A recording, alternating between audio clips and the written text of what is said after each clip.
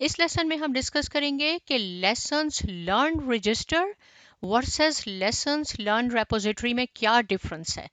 Students बहुत ज़्यादा यहाँ इसमें मिस्टेक कर देते हैं और ये की वर्ड्स हैं पीएमपी के एग्ज़ाम के लिए।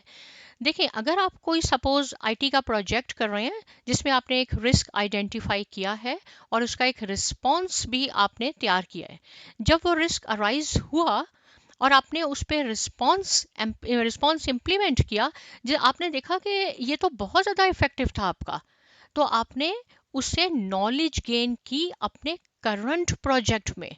प्रोजेक्ट अभी ख़त्म नहीं हुआ और यही नॉलेज आप नेक्स्ट फेज़ में यूज़ करेंगे, उसके बाद फिर आप नेक्स्ट फेज़ में उसको यूज़ करेंगे, तो आपने उसको लेसन्स लर्न रजिस्टर में एंटर करना है। इसको आपने अपडेट करना है जो करंट प्रोजेक्ट के लिए है।